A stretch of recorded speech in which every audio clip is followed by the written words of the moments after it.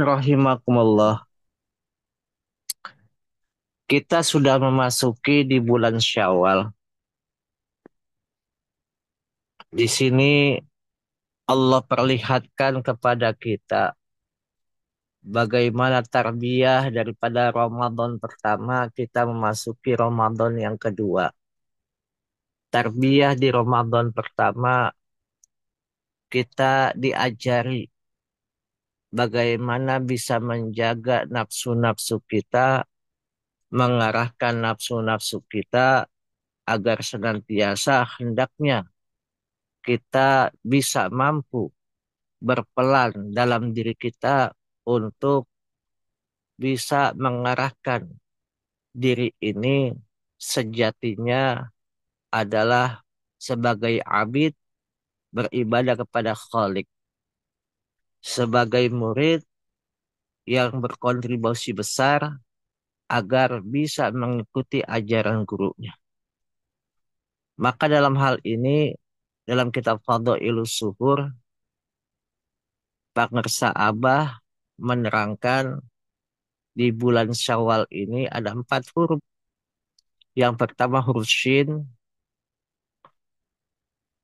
yang kedua huruf Wawu, yang ketiga huruf Alif, dan yang keempat huruf Lam.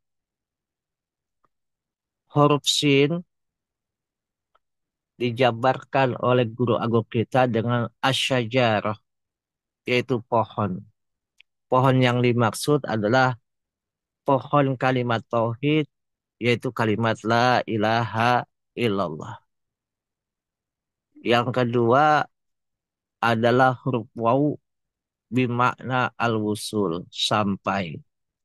Sampai itu bukan jarak, bukan namanya tempat, bukan milimeter, bukan kilometer. Kudurnya hati kita kepada Allah Azza wa Jalla.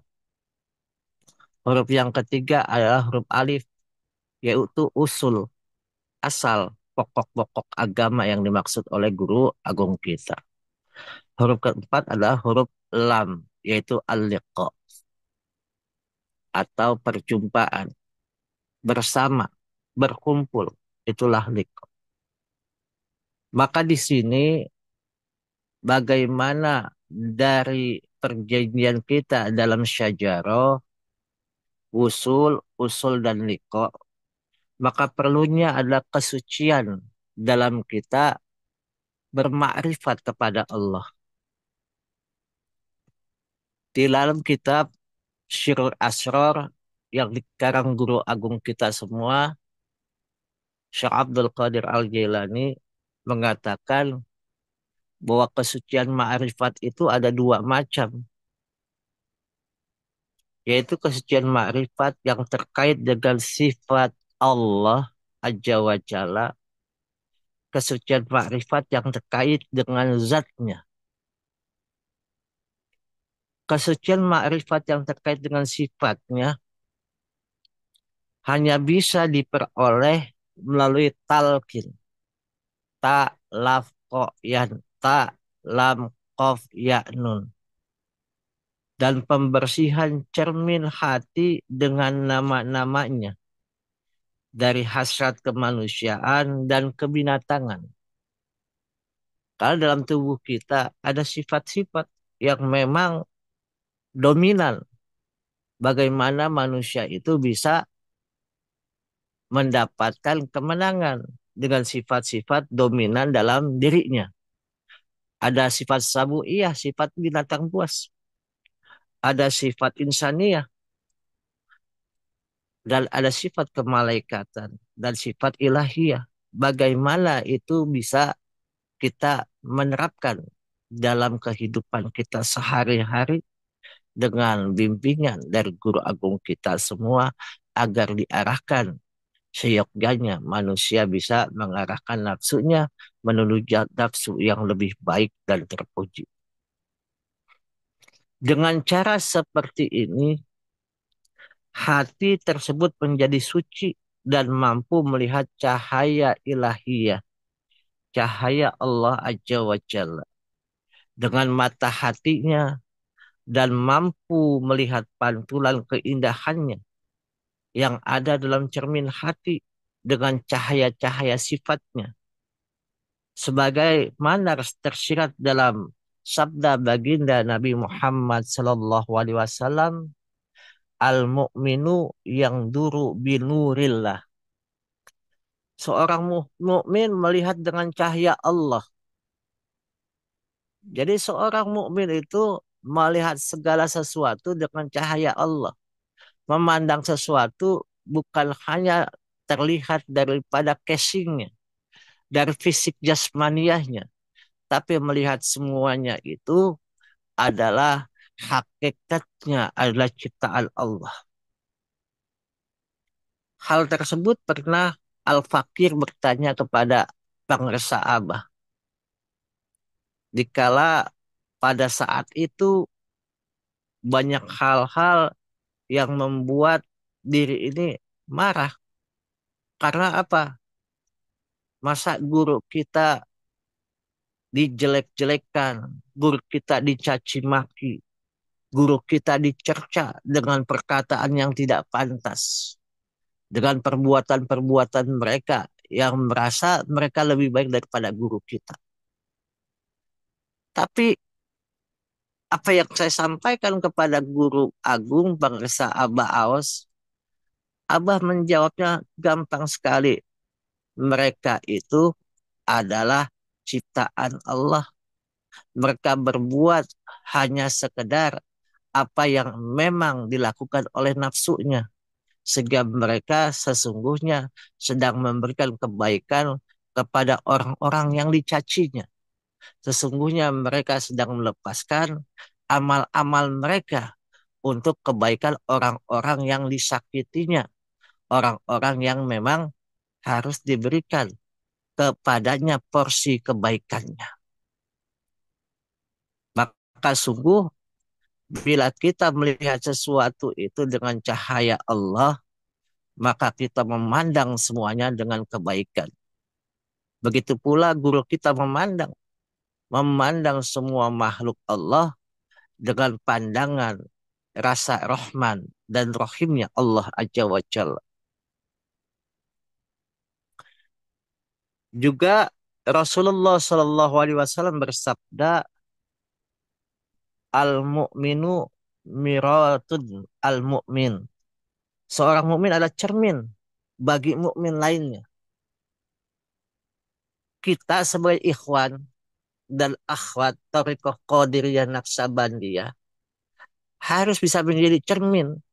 Yang terpenting bagaimana kita melihat ibda bin nafsik kepada diri kita. Agar cermin itu bisa terpantul. Sesuatu yang baik bisa terlihat bila orang tersebut melaksanakan amaliyah, melaksanakan ibadah, melaksanakan perbuatan-perbuatan yang baik didasarkan dengan cahaya Allah, didasarkan dengan akhlak, tabiat yang dibimbingkan oleh Rasulullah Shallallahu Alaihi Wasallam sampai akhlak itu diturunkan kepada guru agung kita semua yang menjadi uswah untuk kita semua.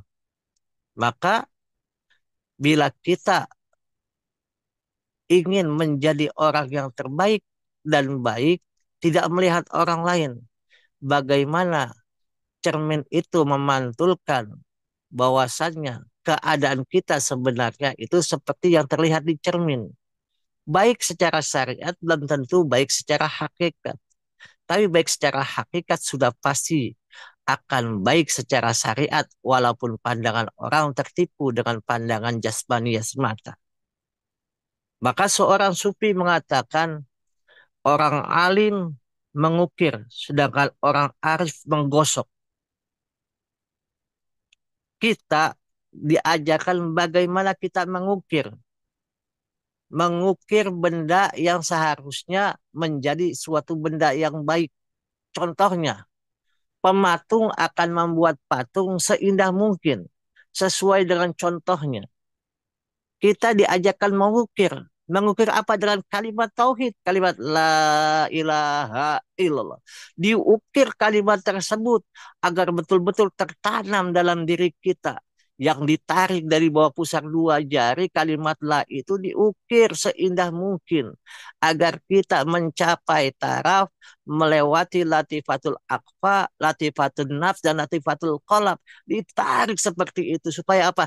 Diukir, dibikin jalan supaya jalan itu tidak bisa dilalui, diganggu oleh setan yang diperintah oleh Allah untuk mengganggu manusia itu sendiri. Maka kita diajarkan untuk mengukir itu semua.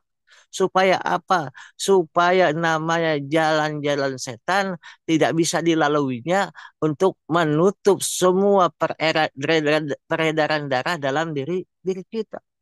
Maka orang alim itu mengukir, tapi orang arif menggosok. Maksudnya menggosok adalah guru agung kita ini sebagai orang arif menggosok banyak semua. Yang intan tetap intan, yang namanya busuk tetap busuk. Intan itu makin digosok, makin mengkilap, akan menjadi suatu keindahan, menjadi berlian yang luar biasa, yang harganya tidak terkira dipandang oleh manusia. Itulah guru kita bagaimana melihat bongkahan-bongkahan, melihat sampah-sampah itu untuk bisa didaur ulang. Maka digosok oleh guru kita. Dengan apa? Si murid melaksanakan amaliyah yang diberikan oleh gurunya, fungsinya ada untuk mengukir ke dalam dirinya, lubuk hatinya, agar mereka bisa mengasahnya, dan asahan itu akan mengkilapkan barang-barang rongsokan, barang yang belum jadi menjadi barang-barang yang akan jadi, yang akan bisa dihadiahkan kepada orang, kepada Allah aja wajal. Bukan hanya itu. Maka kita bersyukur kita bertemu dengan orang alim yang bisa mengukir kita dengan kalimat talqin, kalimat la ilaha illallah yang kita apalkan sehari-hari setiap ba'da sholat. Dan juga ketemu dengan seorang masyayikh yang orang itu kamil mukamil yang bisa menggosok sesuatu benda, benda itu menjadi benda yang berharga di hadapan manusia dan di hadapan Allah Azza wa Jalla.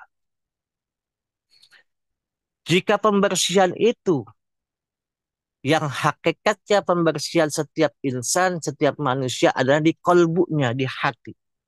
Yang dilakukan dengan cara senantiasa mengucapkan nama-nama Allah telah sempurna, maka akan menghasilkan pengetahuan tentang sifat-sifatnya dengan menyaksikan sifat-sifatnya tersebut dalam cermin hati.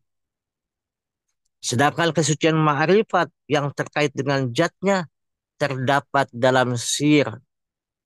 Kesucian ini hanya dapat diraih, hanya dapat digantungkan dengan tiga nama tauhid yang terakhir dari 12 nama Allah yang terdapat dalam inti sir dengan cahaya tauhid. Ketika cahaya jatah terpancar, maka cahaya-cahaya yang lain akan meredup dan hilang secara total. Inilah makom al-istihlak, tempat munculnya sifat esa menjadi sumber semua nama, dan makam fana al-fana, tempat bergantinya alat kemanusiaan dengan sifat ketuhanan. Jadi pancaran cahaya ini menghapus semua cahaya yang ada.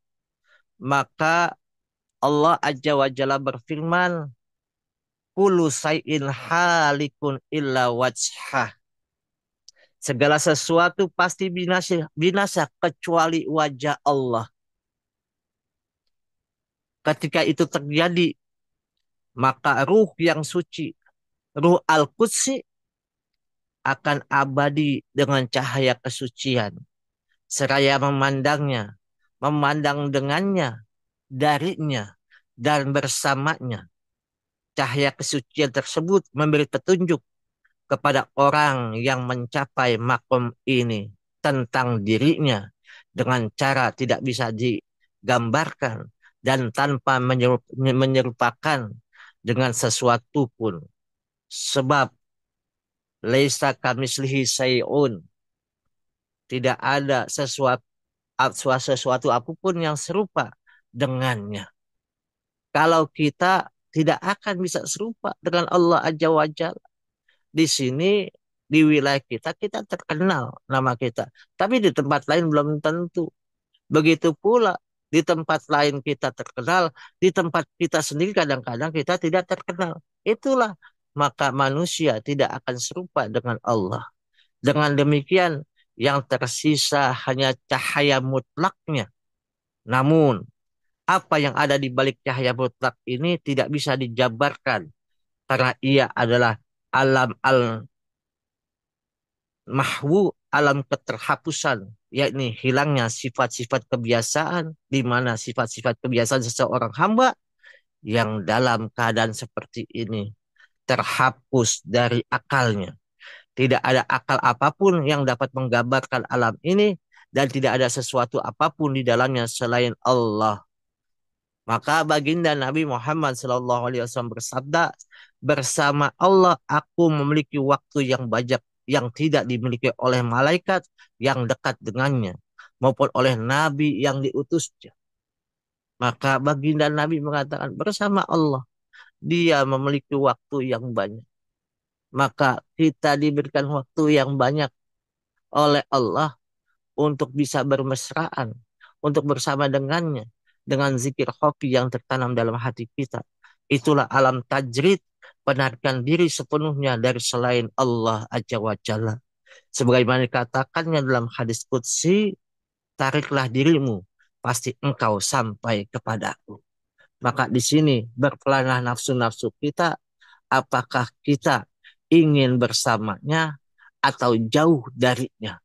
Maka tarbiyah di bulan Ramadan kesatu menjadikan kita makin kuat istiqomah beribadah kepada Allah Subhanahu wa taala dengan amalia-amalia yang dibimbingkan oleh guru kita dan menjadi prototipe kita bahwasannya uswah dari pangersa Aba Aus betul-betul bisa kita laksanakan bersama, kita mampu untuk melaksanakannya agar kita terbawa olehnya sampai kepadanya dan dijadikan kita semua sebagai murid-murid yang memang digariskan oleh Allah Subhanahu wa taala sebagai manusia-manusia yang bisa diusulkan kepada Allah dengan gabungan ilmu, yaitu dengan ta lam qaf ya nun yang menjadikan kita bersamanya